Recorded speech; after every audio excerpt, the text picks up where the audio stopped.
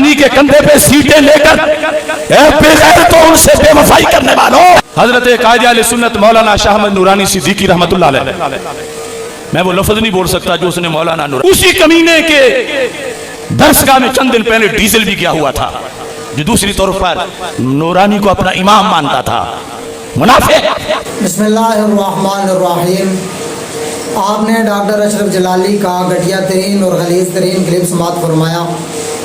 Doctor Ashraf जलाली ने कायदे जमीयत हज़रत मौलाना फजलुर रहमान साहब दामत बरकातहुम के बारे में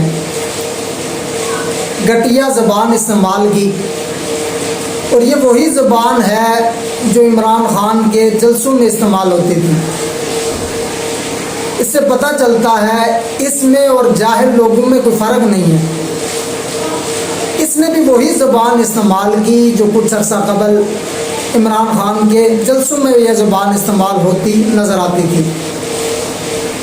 डॉक्टर अशरफ जलाली ने मौलाना फजलुर रहमान साहब के बारे में ये कहा कि उन्होंने शाह अहमद नूरानी के कंधे इस्तेमाल किए, उनका सहारा लेकर इन्होंने सीटें ली हैं, इन्होंने वोट ली है।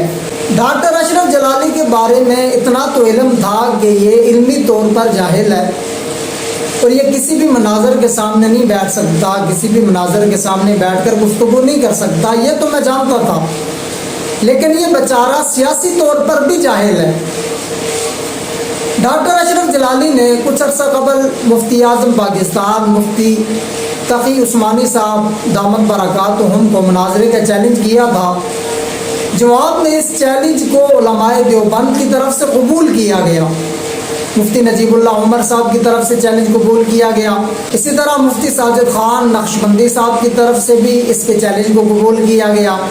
मैं कहता हूँ कायनात की सबसे झूठी किताब ये किताब है। बड़े वसूख के साथ रब मोहम्मद की कसम खाकर कहता हूँ, आमज़ा खान ने झूठ बोला है। आमज़ा खान ने कायनात का सया तरीन झूठ बोला है। आला हज़रत इस किताब को लिखकर सया तरीन झूठ के मुर्तकिब हो चुके हैं। कोई माई कलाल मैं ये नहीं कहता कि फला मुफ्ती आज़म को बुला लो, फला मुफ्ती आज़म को बुला लो। मैं कहता हूँ जिसे तुम मुनाज़िर आज़म मानते हो, जिसे तुम मुनाज़िर मानते हो, आओ मेरे सामने मैदान में बैठे। मैं उलमा देवबंद का ये अदना खादिम उसके सामने बैठता हूँ। वो हुस्सामुल हरमैन के अंदर मौलाना गंगोई साहब की तरफ जो झूठा फतवा मनसूब किया है उसे सच्चा साबित कर दे। जो चोर की सजा वो मेरी सजा। लेकिन रब मोहम्मद की कसम क़यामत तो कायम हो सकती है, हम भी दुनिया से चले जाएंगे और ये भी दुनिया से चले जाएंगे। सलाह का प्याला तो पी सकते हैं लेकिन उलमा देवबंद के इस अदना खादिम के सामने बैठने की जरूरत नहीं कर सकते। लेकिन डॉक्टर अशरफ जलाली इन हजरात के सामने बैठने के लिए तैयार नहीं हुआ। मुफ्ती नजीबुल्लाह उमर साहब के चैलेंज को भी इसने कबूल नहीं किया और मुफ्ती साजिद खान नक्शबंदी साहब ने कई बार इसको चैलेंज किया लेकिन ये फरार हो गया, ये मुनाजरे के लिए तैयार नहीं हुआ। इल्मी तौर पर तो ये उलमाए देवबंद का मुकाबला नहीं कर सकता, उनके सामने नहीं बैठ सकता, उनके सामने बैठकर गुफ्तगू नहीं कर सकता, लेकिन ये बेचारा सियासी तौर पर भी जाहिल है। इसने कहा कि शाह अहमद नूरानी के कंधे इस्तेमाल किए मौलाना फजलुर रहमान साहब ने।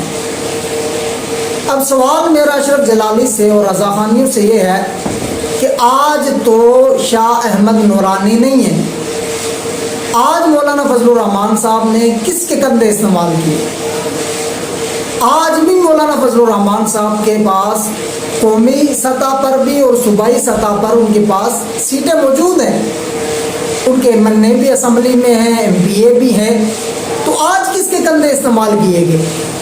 और दूसरी तरफ जो आपकी सियासी जमात है तहरीक लब्बैक, उसके पास एक सीट भी नहीं है।